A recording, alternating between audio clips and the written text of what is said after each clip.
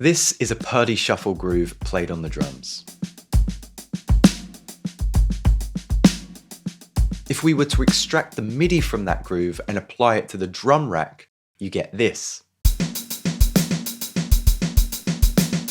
In today's video, I want to show you how to get a more dynamic, humanistic feel from your drum rack, like this. Notice we're using the same samples, drum rack, and we haven't changed the MIDI velocities. Curious to find out more? Let's dive into it. This technique is going to work pretty universally, regardless of the samples used or the groove being performed. If you don't have time to follow this tutorial, don't worry, you can save yourself the work and download it over at the Patreon.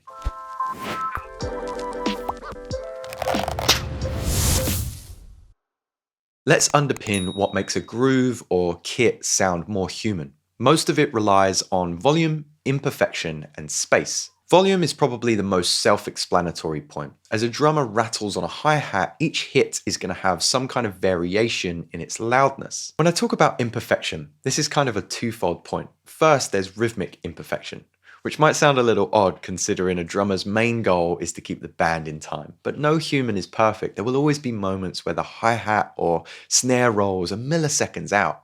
And the second is stick placement. No two hits land exactly in the same place. A snare hit in the center of the skin will sound way fatter and more even than a hit that lands closer to the edge of the drum, which will have more overtones and be a little different in pitch. The same can be said of the hi-hat. As the drummer presses down on the hi-hat pedal, the pitch of that hit will increase. Loosening this tension and hitting the hi-hat with the side of the stick will give a more breathy, lower pitch.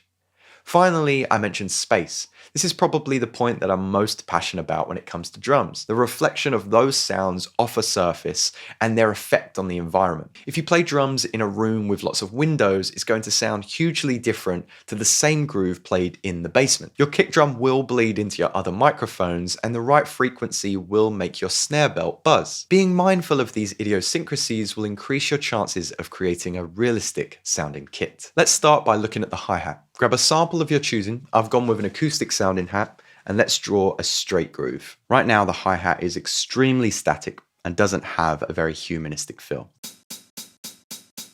I want you to drag in a device that you may or may not use that often. You can find it in the All tab by typing in Expression Control Legacy. If you don't have it, you might need to check the Ableton website to make sure you haven't accidentally deleted it. With this device inside the drum rack, but before your hi-hat, you'll have a bunch of different MIDI in options. And you're going to change the first 4 to velocity. What you can do here under mapping is tie this device to a particular sound. By the way, I've right-clicked my sample and changed it from simpler to sampler. This is going to come in handy in just a bit. We can map this to pretty much anything. Here I've set it to the decay.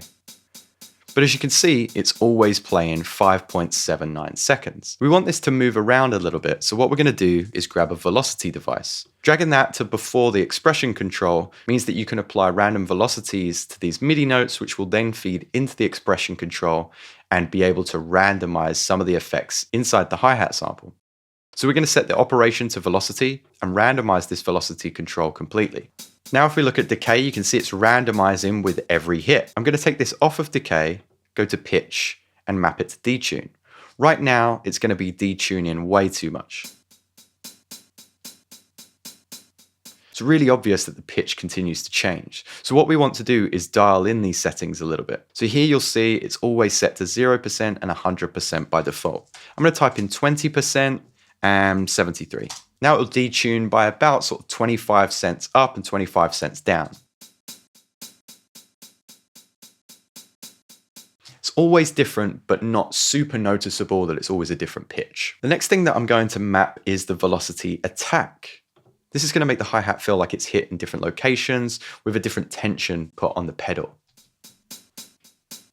And the final 2 mappings will go to filter frequency, and I'll map it back to the drive of the velocity. So here, as you can see on the output, I'm always getting different results, and it feels way more human than when we initially had that hi-hat. We're not done with the hi-hat because we're also going to add a vocoder. This is an effect that I love to use in Live 12, but as you might have seen in my last video, we won't always have to use the vocoder with the addition of the new sampler coming with the new 0.1 update soon. We're going to set this vocoder to noise. 40 bands, and we're going to draw an EQ curve like this. At first it'll sound crazy, but we're just going to dial in our depth. This is our activity of the vocoder, and our pitch. I'm going to turn this down a little bit. I'm going to increase the attack so it becomes more breathy than transient and start to draw down that dry wet. If you're wearing headphones, you might be able to hear that we're just giving the hi-hat a little bit of sizzle, as if we can hear the snare buzz in the hi-hat microphone. From here, we're going to look at the snare. Again, I've chosen an acoustic sound, and for the most part, I want my drums to sound complementary of each other. If this is something you struggle with, let me know in the comments, or perhaps book a one-to-one session at the Patreon. So I have this snare here, and the first thing that I'm going to do is actually duplicate this over to the C sharp next door. This is something you might have seen me do before. Essentially, it's going to allow us to create an assortment of ghost notes on a separate key with our main downbeat being on the D here. So we've got our main downbeat, and all I'm going to do is add an LFO device. I'm going to set mod to remote so I can dial in the percentage preferences once again.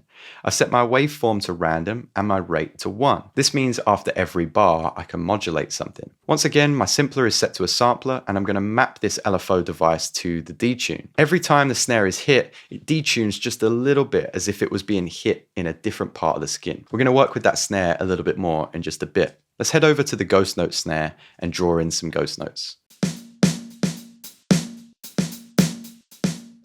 So for right now, of course, that snare is too loud, and we'll deal with levels in just a sec, but I want you to cut off the first part of this sample so it doesn't have that initial transient. And once again, we're going to add an expression control legacy device tied to the detune, velocity attack, filter frequency, and drive, just like the hi-hat. So now we have something like this.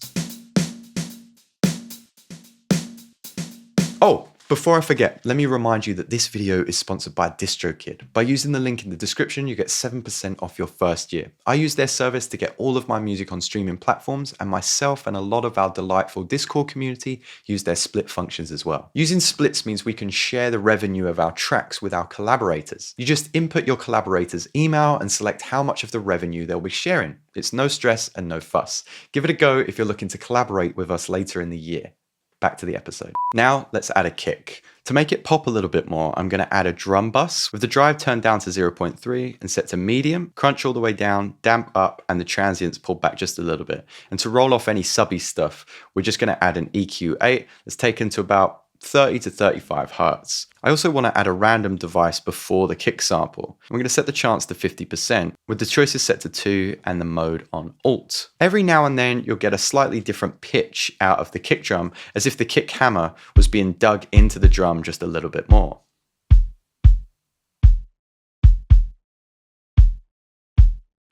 For those techno producers that might tune their kicks, you can obviously turn this off. Now what I would suggest is opening up your chain list, maybe panning these sounds just ever so slightly. So I like to pan my ghost note snare just a little bit and my hi-hat too, and I'm going to bring that ghost note snare down a little bit lower than my main snare hit.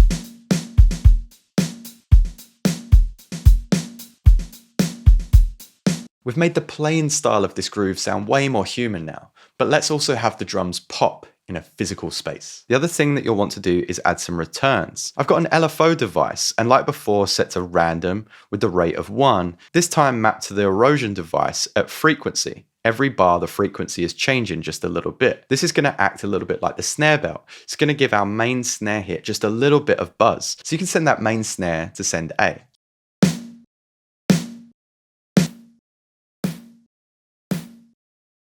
And if you want to, you can send the ghost snare just a little bit as well.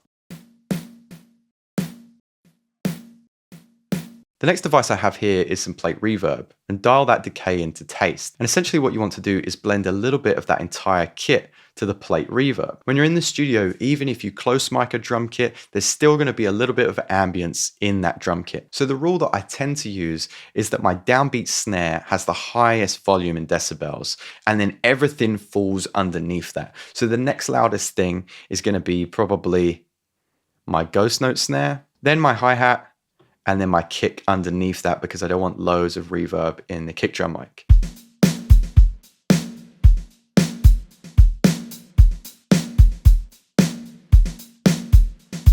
Once that's set up and you have your groove in, the only thing that you want to adjust in this piano roll is setting a groove. I like to use Swing Logic 16th 60. And with the groove pool open, you can see that I apply only 25% random and 10% velocity. This means that we're not going to add a complete swing to the drums, but we're just going to add 25% random timing fluctuation to the groove and a little bit of fluctuation in the velocities of this loop as well.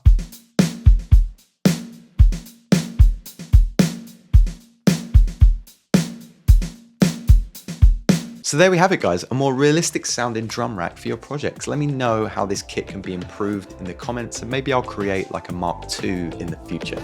As always, thank you so much for swinging by, and I'll see you next time.